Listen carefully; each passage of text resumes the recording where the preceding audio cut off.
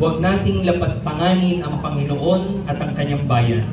Mensahe ng paninindigan ng Parokya ng Pambansang Dambana na Mahal na Birhen ng Fatima, Marula. Dapat nang magbagong buhay ng mga tao at humingi ng tawad para sa kanilang mga kasalanan. Hindi na dapat lapastanganin ng ating Panginoon, siya'y labis nang nasasaktan. Sa mga salitang ito, tinagubilina ng Birhen si Lucia na hikayatin ng mga tao na talikdan ang kabuktutan ng kanilang buhay upang makaranas ng tunay na kagalingan. Ang lahat po ng ito ay naganap noong 13 ng Oktubre 1917. Isang madilim na panahon ng digmaan dulot ng hidwaan at kasakiman sa puso ng tao. Sa gitna ng lahat ng ito, nanawagan ang mahal na ina na itigil ang paglapastangan sa kanyang anak at papaghariin ang kapayapaan sa sambayanan. Kahit halos 108 taon nang nakalilipas nang marinig ang mensaheng ito ni Maria sa Fatima, nararapat pa rin paalingaw-ngawin ang bisa at lakas ng mga salitang ito sa ating bayan sa panahong ito kung saan kaliwat kanan ng garapal ang pagnanakaw sa kaba ng bayan. Dapat magbagong buhay ang mga tao. Yung mga nasa likod ng mga maanomalyang proyekto sa flood control ay dapat makonsensya sa abot-abot na perwisyong naidulot nito, hindi lamang dito sa Valenzuela o sa Bulacan, kundi sa iba't ibang bahagi pa ng bansa. Naninindigan ang ating pamayanan na ang usaping ito ay hindi lamang politikal, ito rin ay usaping moral na dapat nating pagtuunan ng pansin. Kaya naman humihingi tayo ng katarungan at mariin nating kinukundina anumang uri ng kasalanan ng kasakiman. Makinig ang dapat makinig sa panawagan ni Jesus. Dumating na ang takdang panahon, magsisi na kayo at talikuran ang inyong mga kasalanan. Humingi kayo ng tawad sa inyong mga kasalanan.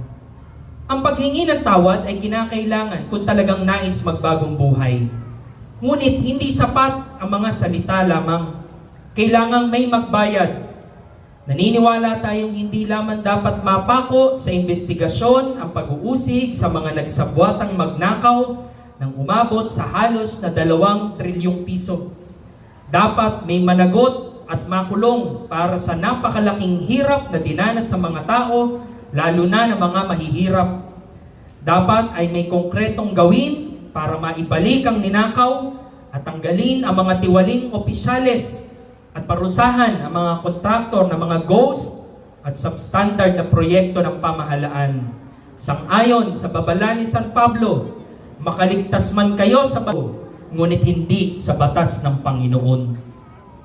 Hindi na dapat lapastanganin ang Panginoon. Sinabi ng Panginoong Jesus, tandaan ninyo, nang gawin ninyo ito sa pinakahamak sa mga kapatid kong ito, sa akin ninyo ito ginawa. Hindi lang ang taong bayan ang ninakawan at niloko ng mga nasa kapangyarihan. Ito ay ginawa rin sa Diyos ng harap-harapan. Panahon na para tumindig at sundin ang panambitan ni Maria. Iwaksin na natin ang mga gawing lumalapastangan kay Jesus.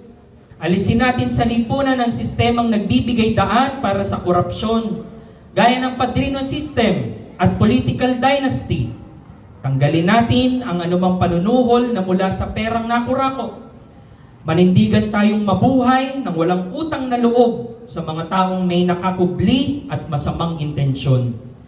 Itigil na natin ang paglapastangan sa Diyos, sa kapwa at sa ating sariling dignidad. Ang himala ng araw sa Fatima ay naganap matapos manawagan ni Maria ng pagbabagong buhay. Magliliwanag muli sa ating bayan kung maninindigan tayo para sa katotohanan, pagtutuwid sa nagkasala at pagpapanumbalik ng katarungan.